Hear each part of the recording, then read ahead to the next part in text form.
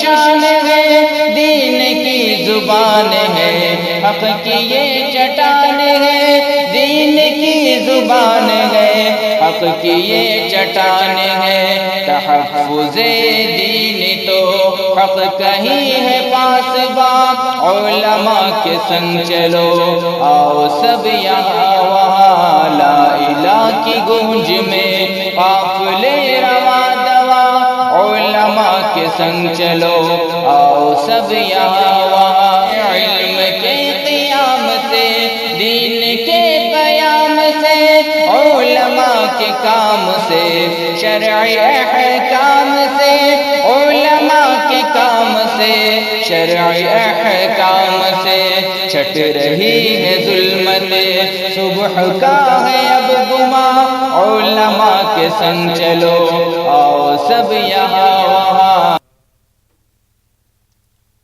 الحمد للہ وکفا وسلام علی عبادہ الذین اصطفیٰ، اما بعد فاعوذ باللہ من الشیطان الرجیم، بسم اللہ الرحمن الرحیم۔ لقد من اللہ علی المؤمنین اذ بعث فیہم رسولا من انفسہم یتلو علیہم آیاتہ وَيُزَكِّيهِمْ وَيُعَلِّمُهُمُ الْكِتَابَ وَالْحِكْمَةَ وَإِنْ كَانُوا مِنْ قَبْلُ لَفِي ضَلَالٍ مُبِينٍ۔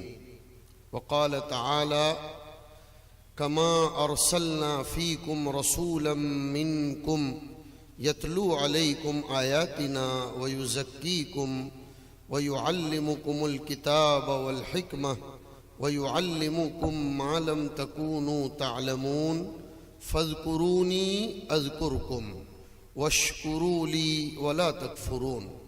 صدق اللہ العظیم۔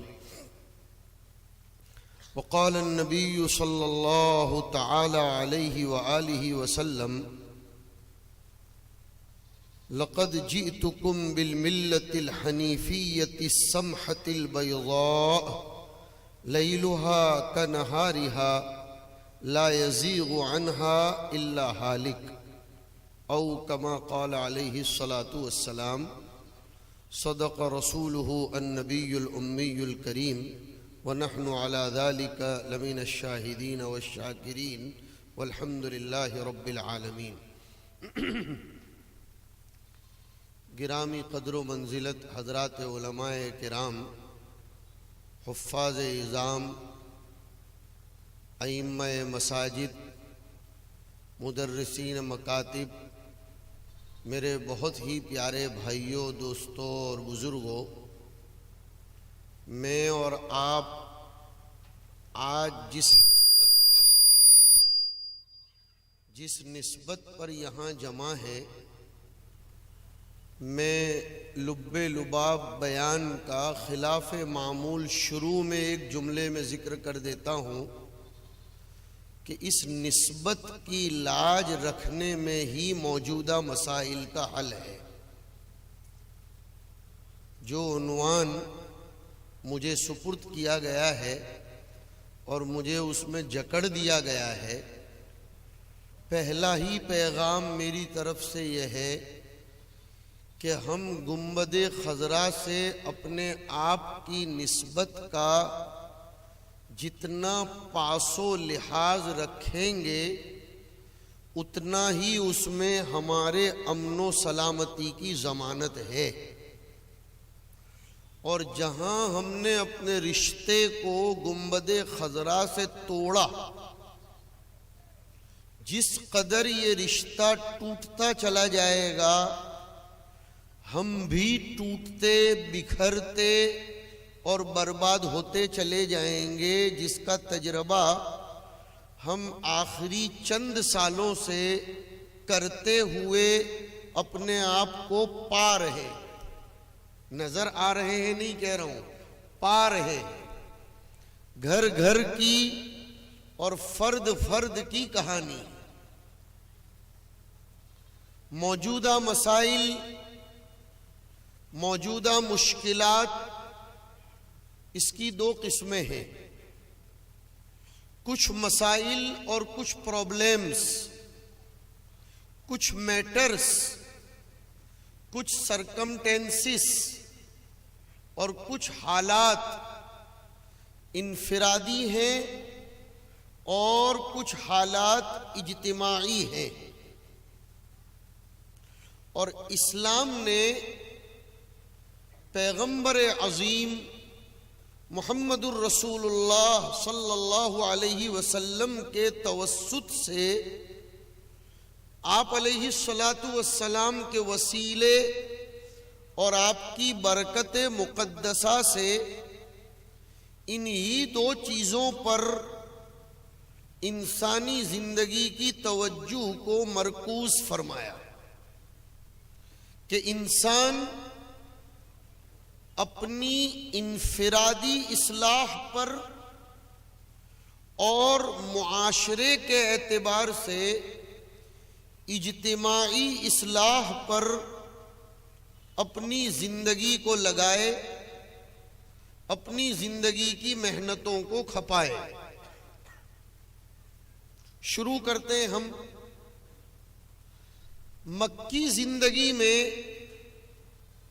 جب محمد ابن عبداللہ سے ہٹ کر محمد الرسول اللہ صلی اللہ علیہ وسلم کا دور شروع ہوا تو ابتدائی دور میں انفرادی طور پر پرسنلی اعتبار سے اصلاح کی دعوت دی گئی۔ فرمایا یا ایھا المدثر قم فانذر وربک فکبر وثیابک فطہر۔ لیکن اس دعوت، اس پکار اور اس بانگ اور اصلاح کے کارنامے کو انجام دینے سے پہلے ابتدائی ترین آیات میں اپنی خود کی اندر کی مایا بنانے کی طرف توجہ دلائی گئی، اور حسن ترتیب بھی یہ ہے کہ اس صورت کو جہاں نزول کے اعتبار سے اولیت حاصل، وہیں قراءت کے اعتبار سے بھی سورہ مدثر سے پہلے وہ سورت ہے جس کا نام سورہ مزمل ہے۔ اس میں انسان کو نبی کا آئیڈیل بتا کر یہ تعلیم دی گئی کہ دنیا بھر کی اجتماعی فکریں کرنے سے پہلے انسان کو اپنی آتما کا شدھی کرن، اپنی روحانیت کی اصلاح، اپنے اندر کا تزکیہ اور اپنے آپ کو بنانا ضروری ہے۔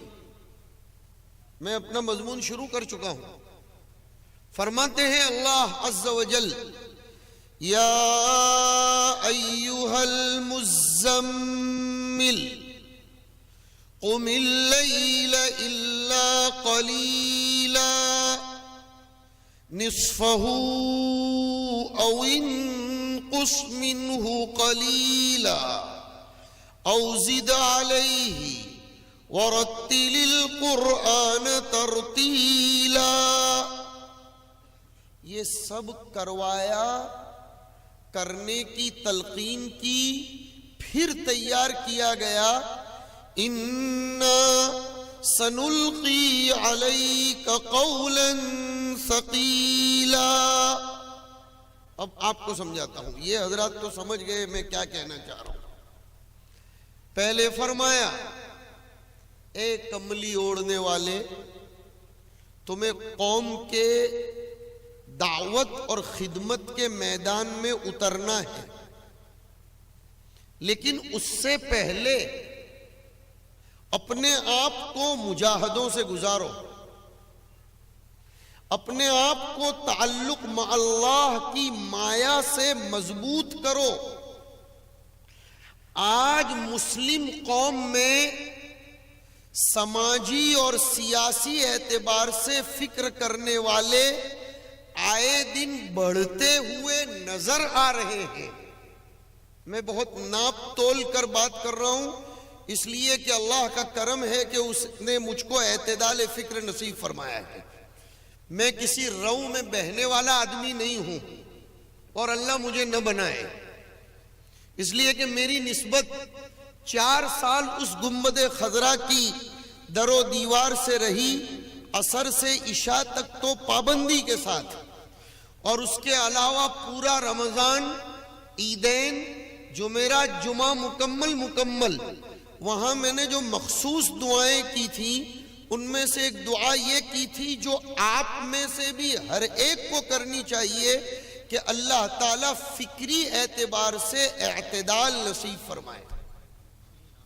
امت کی بربادی کا ایک بہت بڑا سبب یہ ہے کہ امت، مجھے بہت معاف کریں، تعبیر بھونڈی استعمال کروں گا، لیکن علماء جانتے ہیں کہ تشبیہ میں ممثل کو نہیں دیکھا جاتا، ممثل لہو کو دیکھا جاتا ہے، کہ یہ امت بے پیندے کے لوٹے کی طرح بن گئی،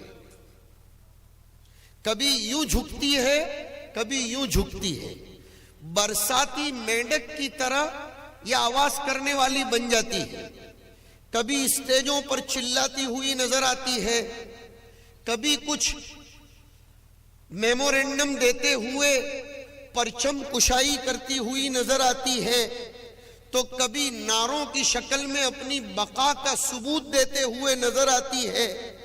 لیکن جہاں سے اس کو اپنے آپ کو مضبوط کرنا ہے، اور جہاں سے اسے اپنے آپ کی بقا کے ساتھ ساتھ دوام، استحکام، متانت، استقامت اور دنیا کے سامنے ایک نمونہ بن کر پیش ہونا ہے، اس معاملے میں وہ انتہائی درجہ کمزور بلکہ صفر ہے۔ وہ معاملہ ہے قم اللیل الا قلیلا۔ کہاں ہیں امت کے وہ فکر مند احباب جو یہ تو کہتے ہیں کہ ہمیں امت کو ترقی دلانا ہے، لیکن آئیں وہ میدان میں چیلنج کے ساتھ بات کرتا ہوں، کیا وہ فجر کی نماز پابندی کے ساتھ باجماعت پڑھتے ہوئے نظر آتے ہیں؟ کیا وہ کبھی تہجد میں اٹھ کر اللہ کے پاس امت کی فلاح و بہبود کو مانگتے ہیں؟ نہ انفرادی طور پر نہ اجتماعی طور پر امت اس میں صفر ہے۔ یہ ہے پہلی ہماری میٹر اور پرابلم۔ میں اس کو ترتیب وار چلاؤں گا۔ سب سے پہلے موجودہ مسائل کا حل سیرت طیبہ کی روشنی میں نمبر 1 پر آئے گا، مساجد سے اپنے آپ کو جوڑو، تہجد کی نماز حتی المقدور پڑھو، راتوں کو قیام کے ذریعے آباد کرو گے تو تمہارے دن یہ تمہاری شان و شوکت کے ذریعے آباد ہو جائے گے۔ صحابہ کرام نے درسگاہ محمدی میں بیٹھ کر انقلاب کا جو نعرہ لیا تھا، اٹھایا نہیں تھا۔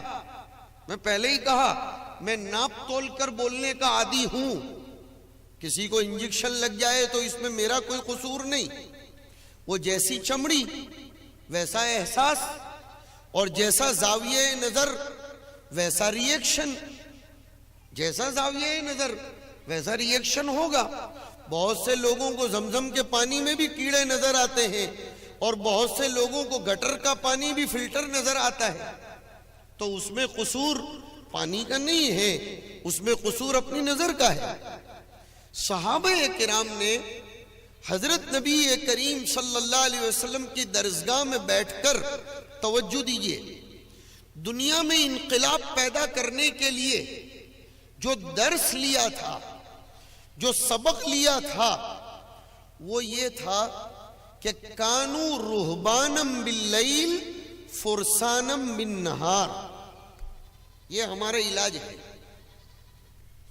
رات میں انورٹر کو چارج کرنا، رات میں دل کی انگیٹھی کو گرم کرنا، تپانا، اور پھر دن بھر اس تپائی ہوئی انگیٹھی کے ذریعے دنیا کو روشن کرنا. اسی لیے میں بھول نہیں رہا ہوں، سیرت کے پلیٹ فارم سے بات کر رہا ہوں. اللہ کے رسول صلی اللہ علیہ وسلم کی صفات عالیہ طیبہ مقدسہ مبارکہ درود شریف پڑھ لیں ایک مرتبہ. اللہم صلی وسلم وانعم وبارک وامطر شعابیب رحمتک ورضوانک وبرکاتک علی قبر نبینا ومولانا وقائدنا وشفیعنا محمد ابن عبداللہ الامین وعلی آلہ وصحبہ الطیبین الطاہرین. حضور کی صفات میں ایک صفت عجیب و غریب آئی.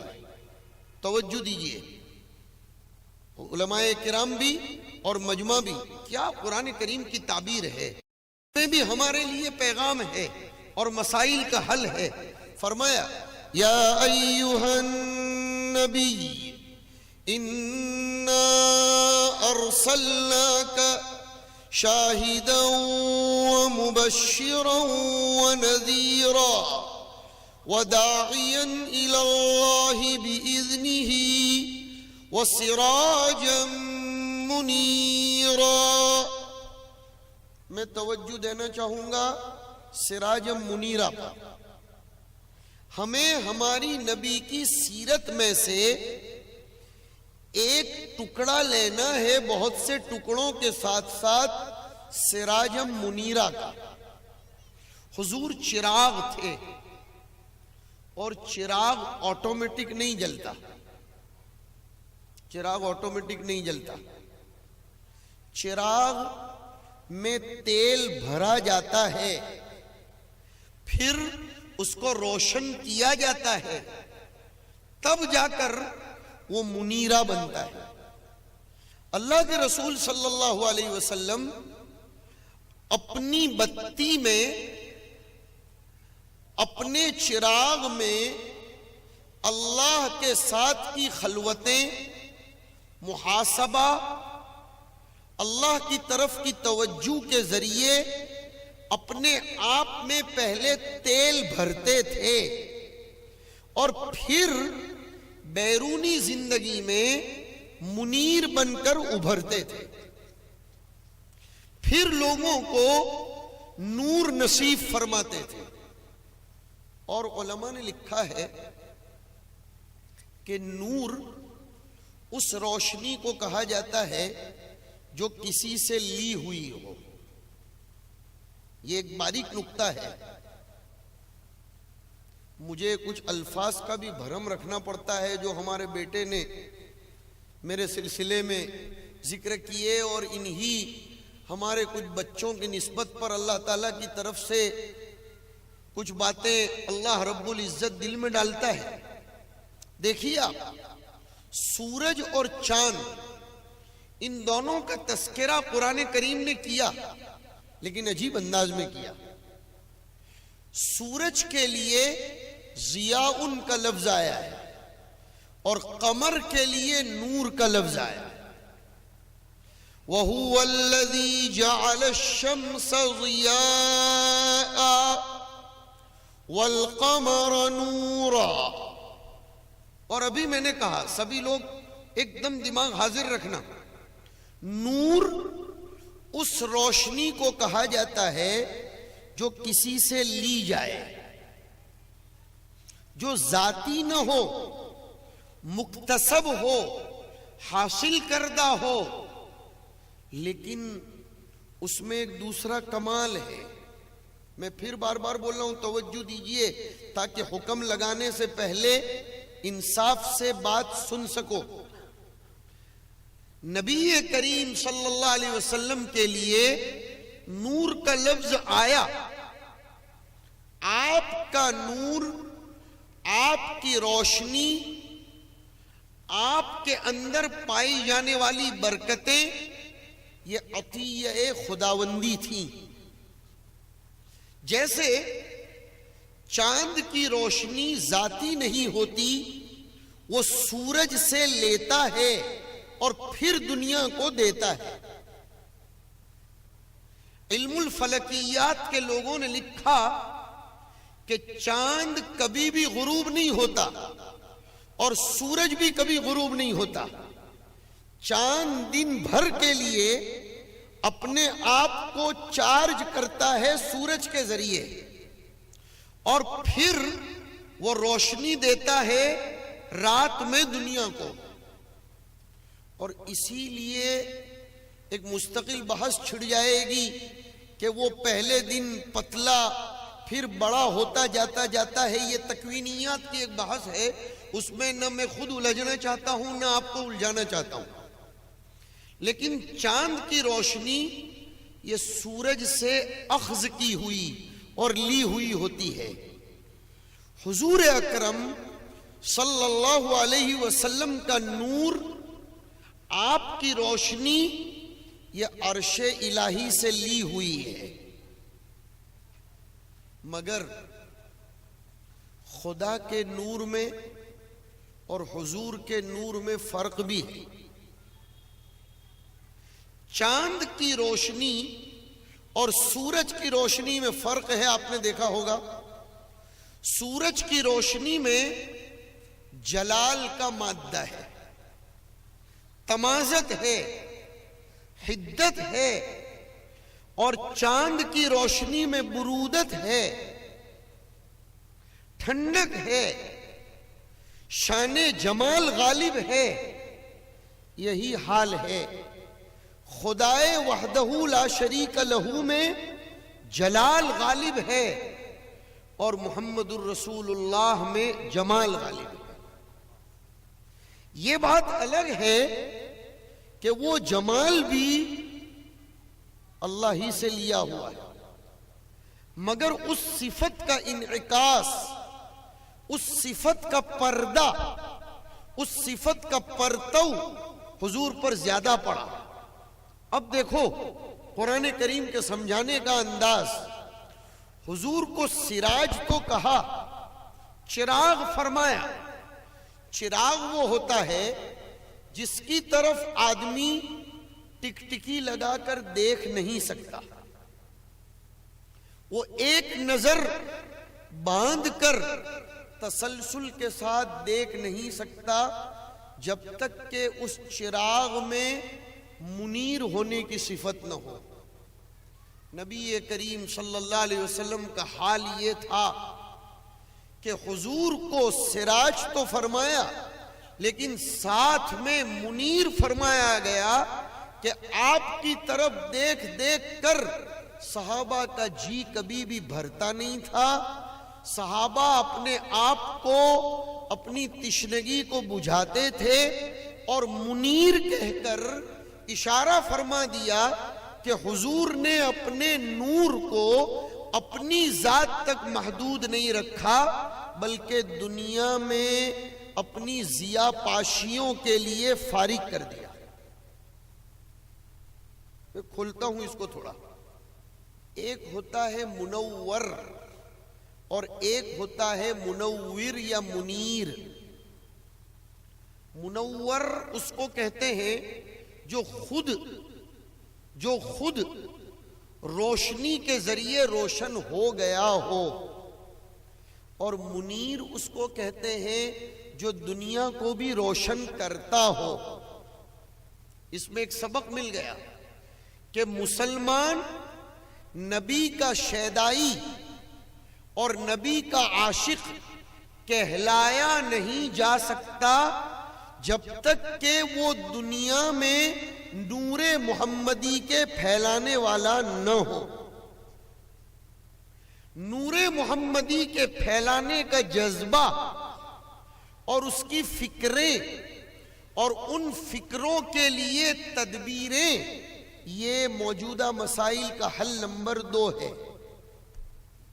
پہلا حل تو میں نے بتایا کہ اپنے آپ کو اللہ رب العزت کے ساتھ جوڑو، راتوں میں اٹھو، اللہ سے مانگو۔ میں ابھی انگلیاں اٹھوانا نہیں چاہتا، ورنہ میری تمہاری سب کی پول کھلے گی کہ ہم میں سے کتنے لوگ ہیں جنہوں نے حالات کی تبدیلی کے لیے مورچے قائم کرنے سے زیادہ اللہ کے پاس دعائیں رات میں اٹھ کر کی ہوں، شاید 10-15 انگلیاں بھی نہیں اٹھیں گی۔ ہم لوگ نیری تدبیروں کے پیچھے چلے گئے، لیکن ان تدبیروں میں جان پیدا کرنے والی جو تقدیر ہے اور اس تقدیر کو پلٹنے والی جو چیز ہے، جس کو مسلم شریف کی روایت میں فرمایا گیا لا يرد القدر الا الدعاء، کہ اگر تقدیر کو بھی تم پلٹوانا چاہتے ہو اللہ کے پاس ہاتھ اٹھاؤ، دعا مانگو اور قرآن شریف کی تلاوت کرو۔ میں حل نمبر 3 پر اسی کے ذیل میں جا رہا ہوں۔ آج ہندوستان میں بالخصوص ہمارے اس گرد و نواح میں ایک مسئلہ چل رہا ہے، میں اس کو اتنا زیادہ بھی ہائی لائٹ کروانا نہیں چاہتا جتنا اس کو کیا جا رہا ہے، اس لیے کہ بہت سی مرتبہ قطرے کو قطرہ بول بول کر سمندر بھی بنا دیا جاتا ہے۔ مجھے اعتراف ہے، میں اشارہ کرنے جا رہا ہوں ایک کرنٹ ٹاپک کی طرف، میں بہت وضاحت نہیں کروں گا لیکن اشارہ کروں گا ہماری نسل کے ارتداد کی طرف، ہماری نسل کے ذہنی ارتداد کی طرف۔ اس کا ایک بہت بڑا علاج قرآن شریف میں بتایا گیا وَرَتِّلِ الْقُرْآنَ تَرْتِيلًا۔ آؤ ذرا تھوڑا میرے ساتھ غور کرو، میں فکر کو دعوت دیتا ہوں۔ ہمارے اکثر گھروں میں قرآن کریم کی تلاوت کی آوازیں اٹھنا بند ہو گئی، اور فارسی کے کہنے والے نے بہت پہلے کہا خانہ خالی را دیو می گیرت، خالی مکان میں شیطان بسیرا کر لیتا ہے۔ ہمارے مکانوں میں ہمارے چھوٹے بچوں سے لے کر نوجوان نسل کے کان میں قرآن شریف کی آوازیں پڑھنا بند ہو گئی۔ ہمارے گھروں کی دیواریں قرآن کریم کی آوازوں سے محروم ہو گئیں، جس کی بنیاد پر ہمارے گھروں میں دھیرے دھیرے ارتداد آیا اور اتنا مضبوط آیا کہ ہماری نسلوں کو گھروں کے اندر سے باہر لے کر نکل گیا۔ تو آج کے دن پہلا سبق تو یہ تھا کہ ہم اپنی راتوں کو آباد کریں۔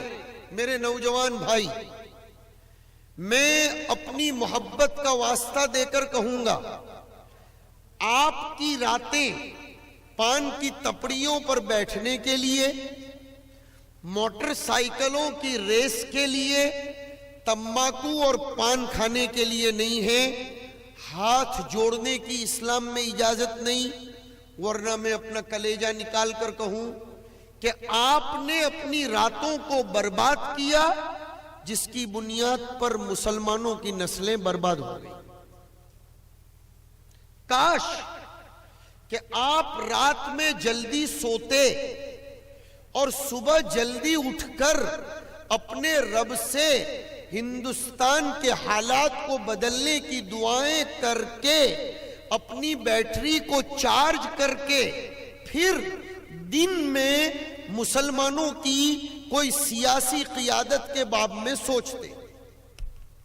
یہ میں نے اعتدالی جملہ کہا ہے، یہ نہ کہا جائے کہ مدنی صاحب سیاست سے انکار کرتے ہیں اور مخالفت کرتے ہیں۔ میں جو بات کہہ رہا ہوں اس کو سمجھنے کی کوشش کرو۔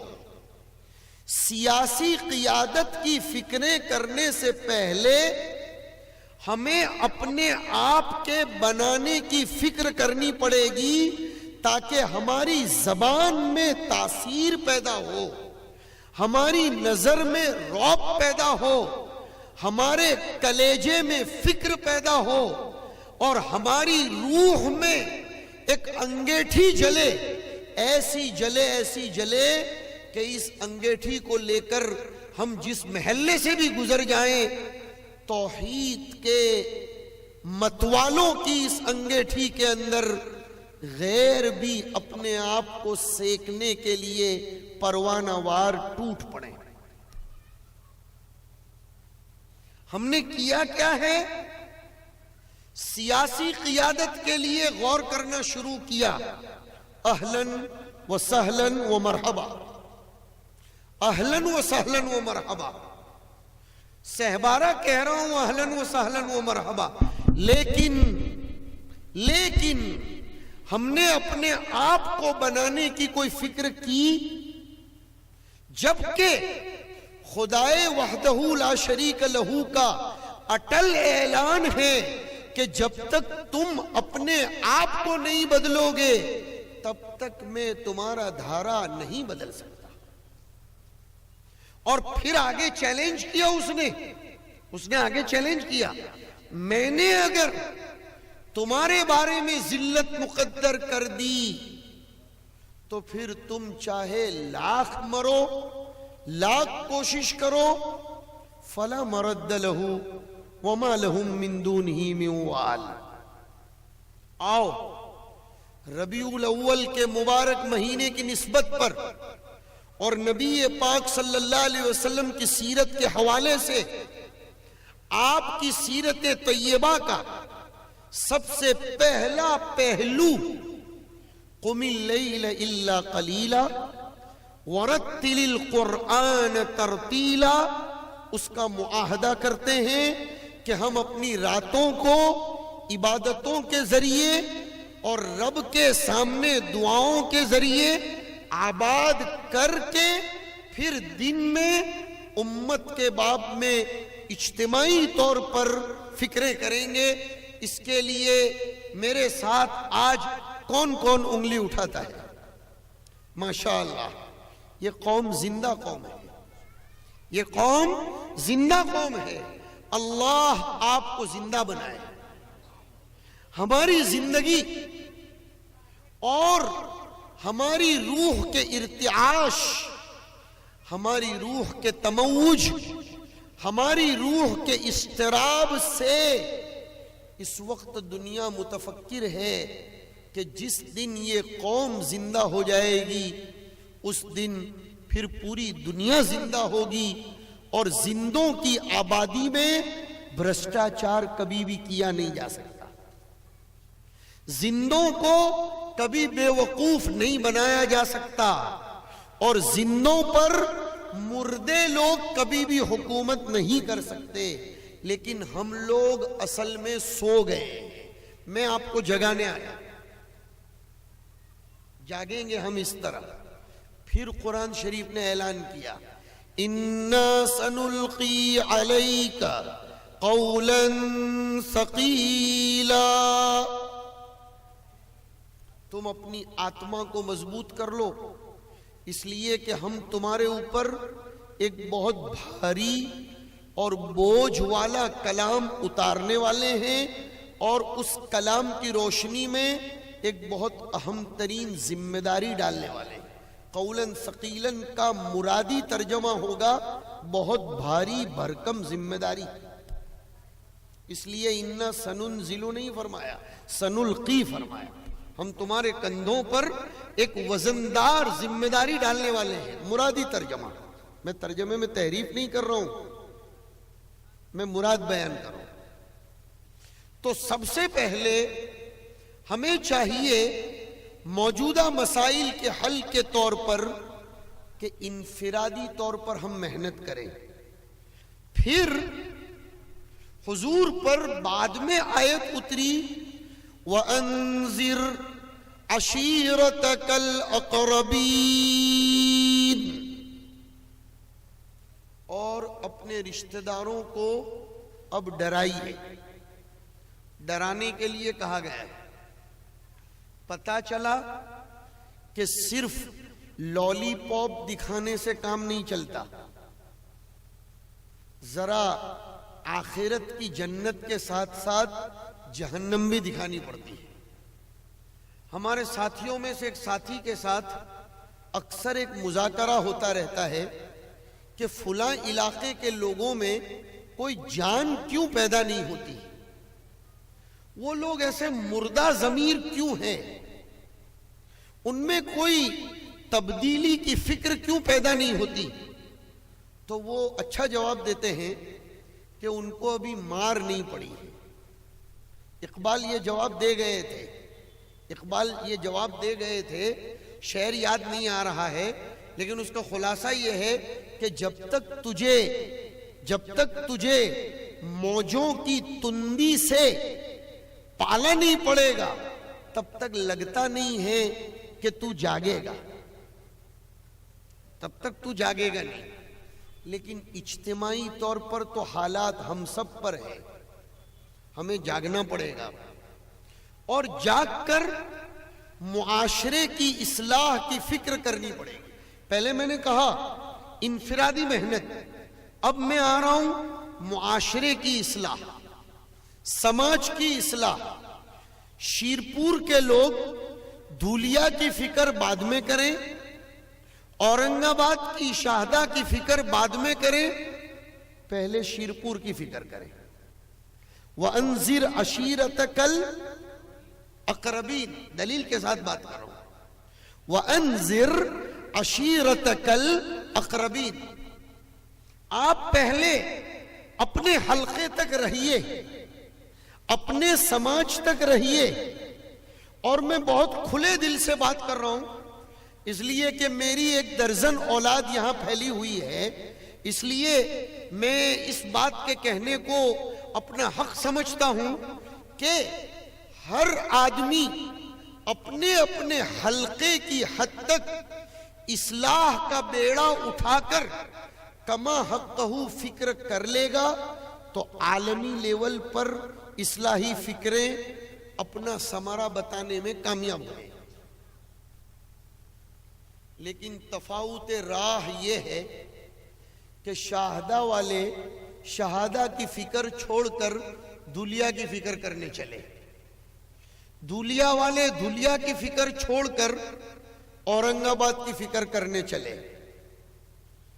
میں اس بات کا انکار نہیں کرتا کہ یہ امت عالمی امت بنا کر پیدا کی گئی ہے، میں عالم ہوں، میں جانتا ہوں اس بات کو، لیکن عالمی فکر سے پہلے سیرت کے اس گوشے کو، جب بات میں یہ کہتے ہیں کہ مکی دور چل رہا ہے، مدنی دور ابھی نہیں آیا، تو میں مکی ہی آیت پیش کر رہا ہوں کہ وَأَنذِرْ عَشِيرَتَكَ الْأَقْرَبِينَ۔ سوچ سمجھ کر بات کرتا ہوں، اس لیے کہ میں بات کرنے میں اکیلا اپنے آپ کو محسوس نہیں کرتا، میں ہمیشہ اپنے اساتذہ کی پشت پناہی اور ان کی توجہات کو پا کر بات کرتا ہوں، اس لیے کہ میں آ رہا ہوں ابھی آگے ایک بات پر۔ اب حضور پاک صلی اللہ علیہ وسلم نے جب اصلاح کا بیڑا اٹھایا، سب سے پہلے اپنے رشتہ داروں کو جمع کیا اور کوہ صفا پر کھڑے ہو کر خطاب فرمایا۔ مفکر اسلام مولانا علی میاں صاحب نے کتنی پیاری بات لکھی، سنو بھائیو، کہ حضور نے اصلاحی خطاب کرنے کے لیے اولن تو پہاڑ کا انتخاب کیا، اس بات کی طرف اشارہ کرنے کے لیے کہ دنیا میں درخت ہلتے ہیں، زمین ہلتی ہے، ساری چیزیں ہلتی ہیں، لیکن پہاڑ کبھی ہلتا تو نہیں لیکن زمین کو ہلنے دیتا بھی نہیں۔ اس لیے حضور نے صفا پہاڑی کا انتخاب کر کے اصلاحی فکر کرنے والوں کو اور امت کی قیادت کا بیڑا اٹھا کر چلنے والوں کو یہ پیغام دیا کہ تم جب کبھی بھی قوم میں انقلاب پیدا کرنا چاہو، تو پہاڑ جیسی استقامت لے کر کھڑے ہونا، خود ہلنا بھی نہیں اور اپنے گرد و نواح کو ہلنے دینا بھی نہیں، کسی کو ہلنے بھی مت دینا۔ پہاڑوں کے پیدا کرنے کا مقصد قرآن شریف نے یہی تو بیان کیا۔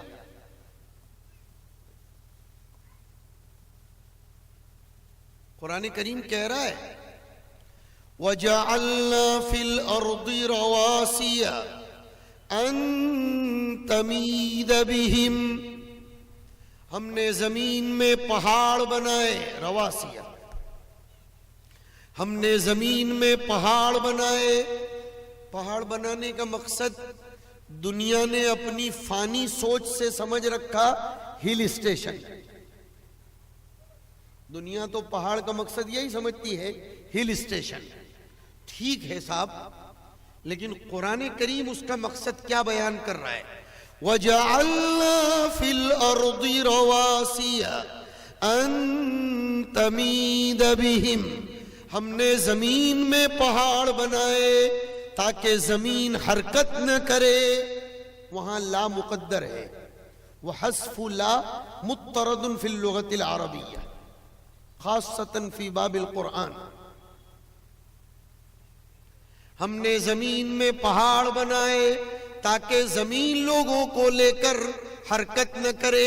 اسی لیے مجھے یاد آیا، اسی لیے بہت اچھی بات یاد آئی، الحمدللہ، وہی نسبت کی بنیاد پر یاد آئی نا، اس لیے کہ میں نے ابھی اپنے اساتذہ کا تذکرہ کیا تو ایسا لگا کہ وہ روحیں متوجہ ہوئی۔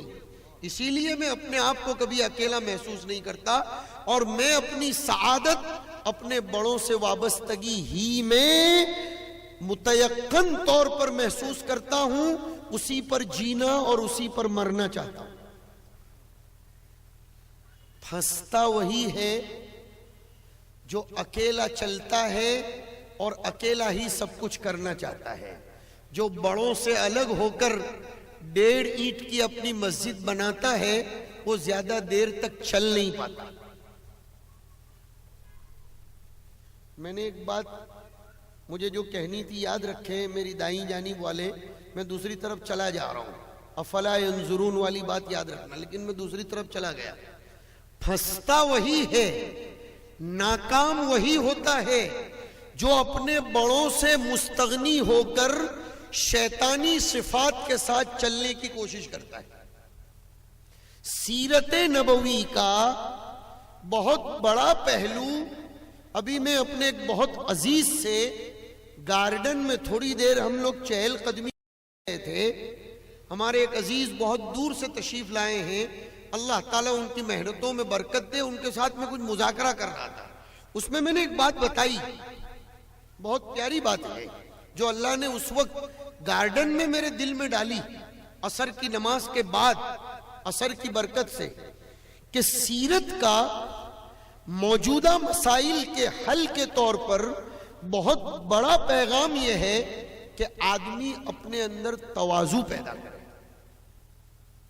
دیکھو، نمرتا، تواضع، انکساری جب ہوگی، سنو میری بات، تو آٹومیٹک اخلاق آئیں گے، آٹومیٹک انسانیت آئے گی، آٹومیٹک مخلوق کی خدمت کا جذبہ آئے گا، آٹومیٹک نبی کی محبت آئے گی، آٹومیٹک استغفار آئے گا، آٹومیٹک توبہ آئے گی، اور سب سے بڑی بات یہ ہے کہ تواضع ہوگی تو آٹومیٹک اصلاح کی فکر پیدا ہوگی، اور اگر تواضع نہیں ہوگی نا تو پھر اصلاح کی فکر ہی نہیں آتی۔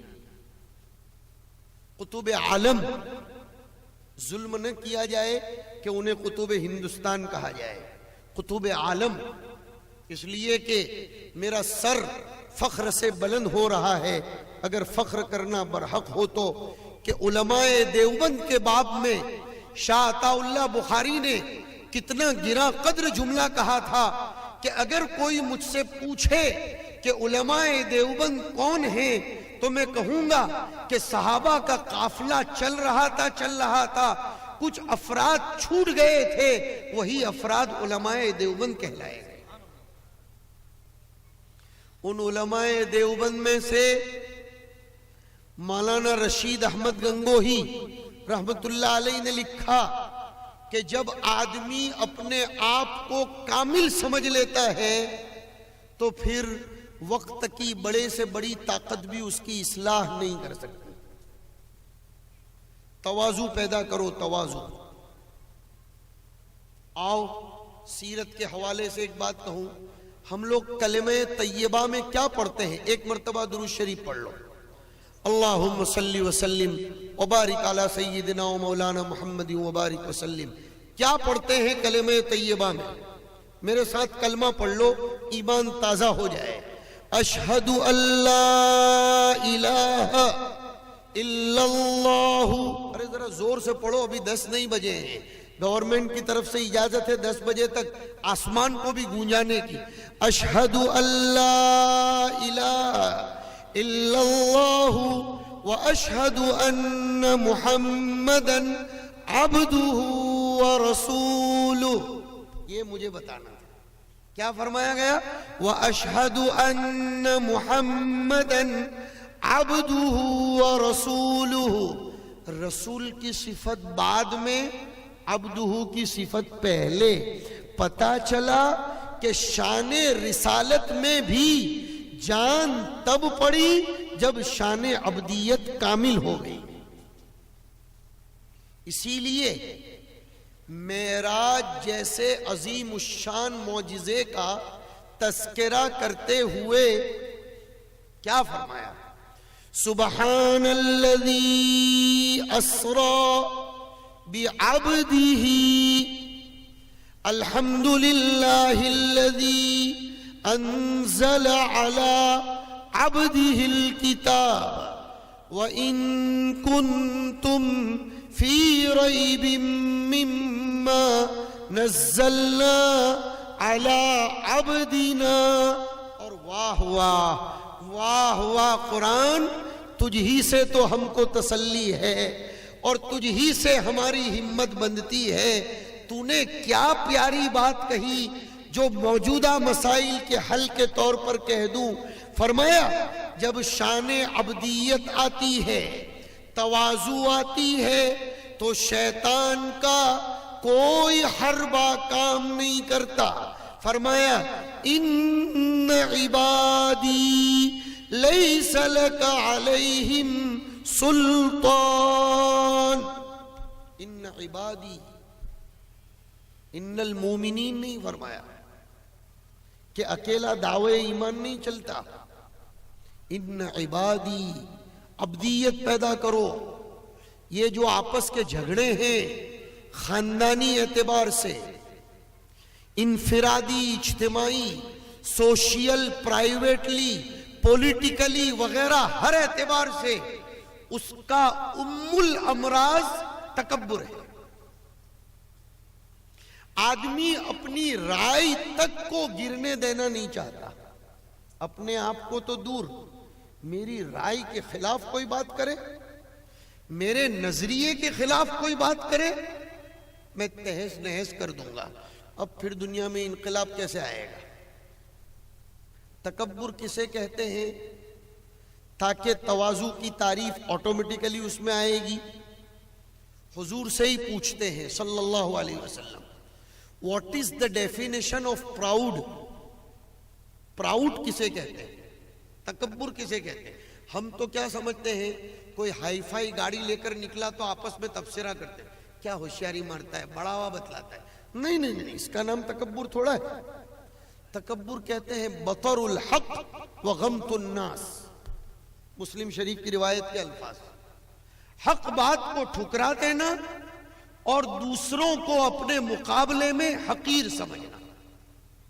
اور ایک لطیفہ، بطر الحق، بٹر بٹر بٹر آواز زیادہ کرتا ہے، اندر کچھ نہیں ہوتا. برابر بول رہا ہوں؟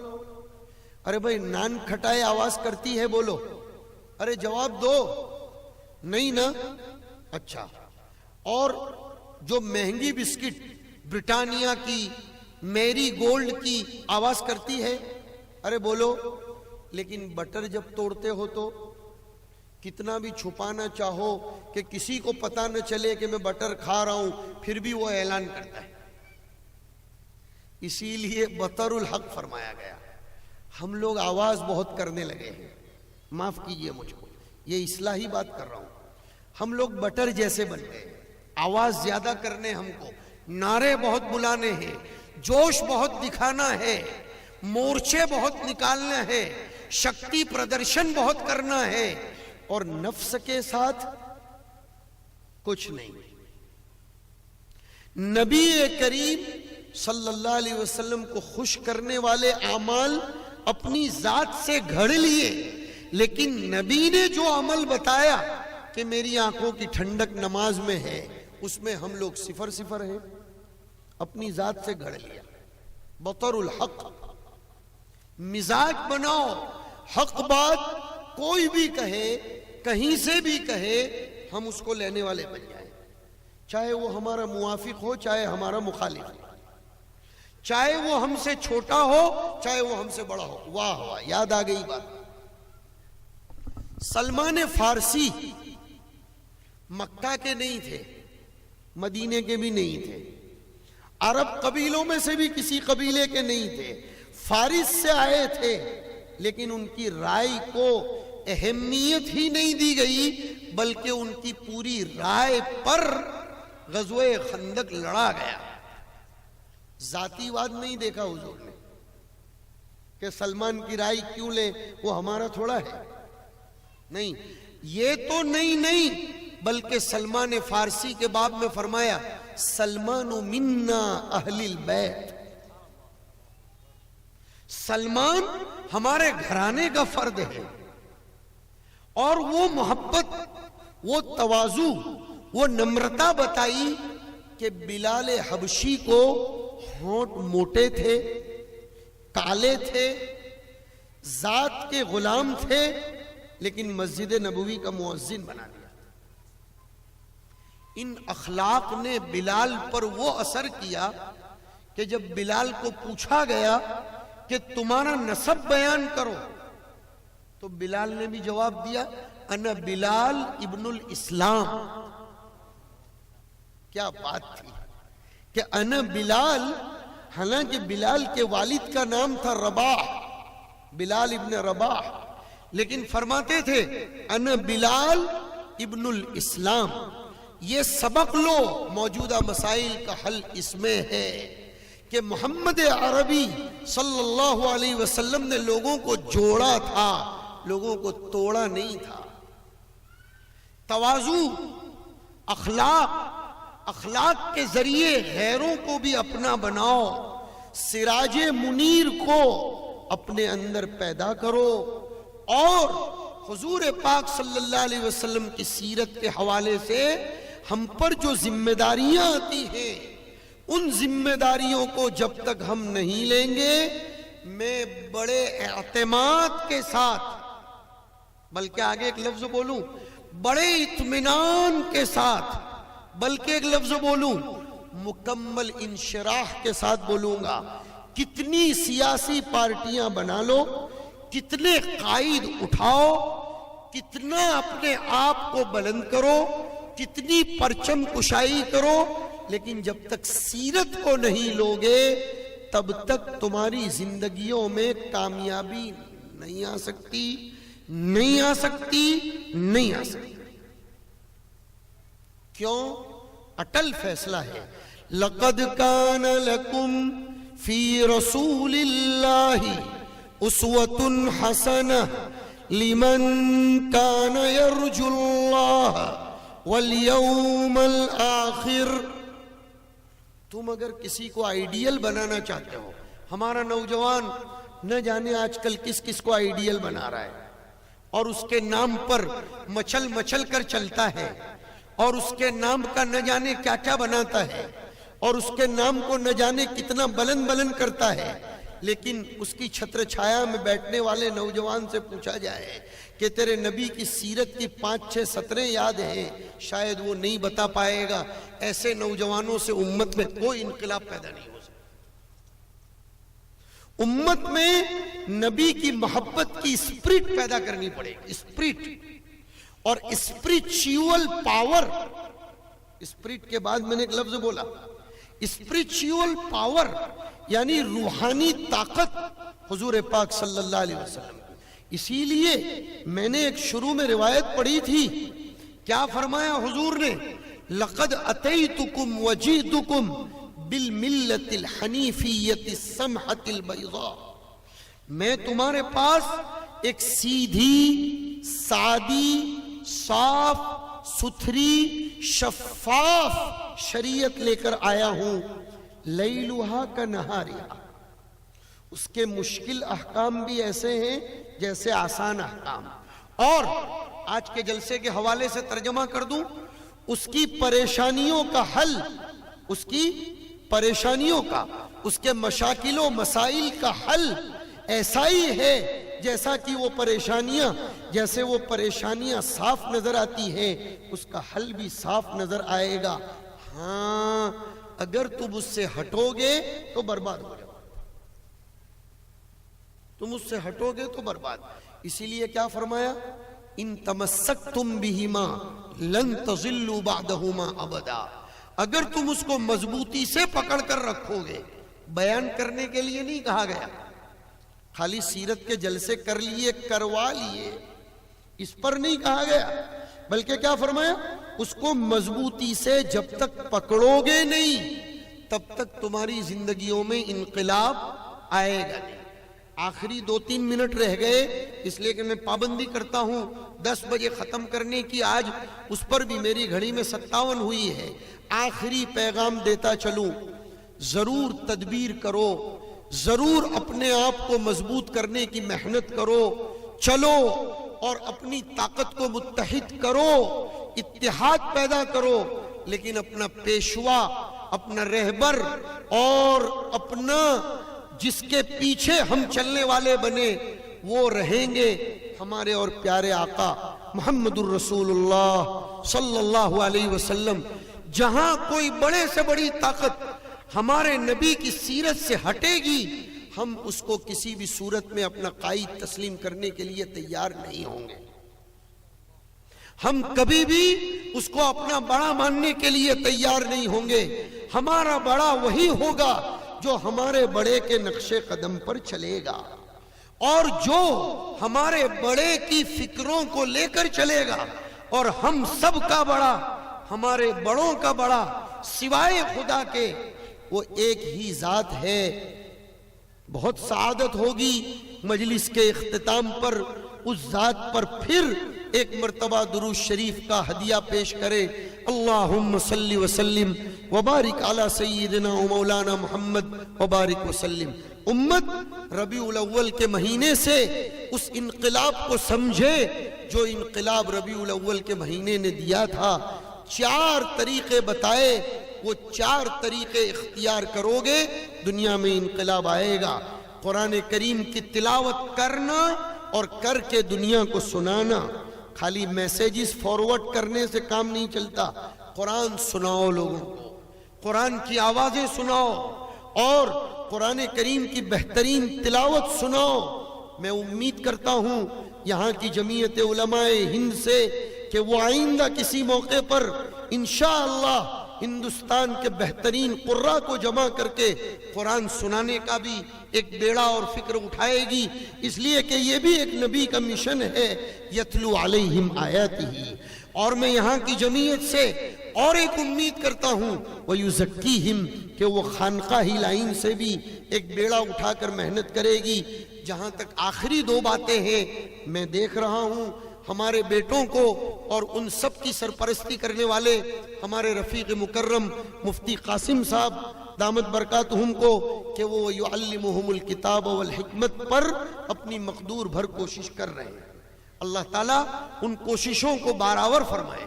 میری طبیعت خوش ہو گئی جب ابھی میں چند منٹوں کے لیے، شاید ایک پورا گھنٹہ بھی نہیں گزارا، اس لیے کہ ہم لوگوں کو تو لوگ جب بلاتے ہیں تو چین سے کسی جگہ بیٹھنے ہی نہیں دیتے.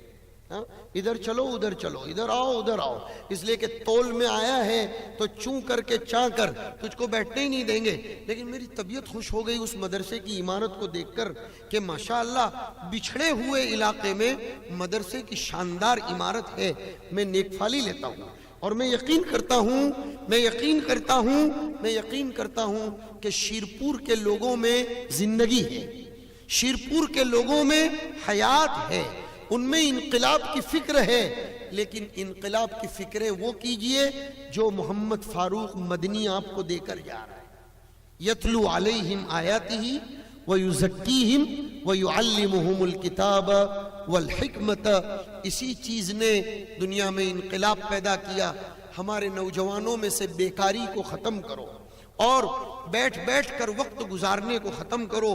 میرے نوجوان بھائی اپنی عمر کی قدر کریں، اور ان میں میں بیٹے مولوی اکرم سے کہوں گا سیرت کے حوالے سے مسابقے کرواؤ اور بچوں کو سیرت خوب سکھاؤ۔ میرے پاس الگ سے وقت نہیں آیا کہ میں ان علماء کے ساتھ بیٹھوں، لیکن ان سے ابھی بھی کہہ دیتا ہوں تاکہ انفرادی اور اجتماعی دونوں پیغام پہنچے۔ آپ لوگ ان کا تعاون کریں گے اور یہ آپ کے پیچھے محنت کریں گے۔ سیرت ہمارے بچوں کو جاننا ضروری ہے تاکہ ہمارے نوجوانوں کے ذہنوں میں حضور کی زندگی کے تمام گوشے آئے۔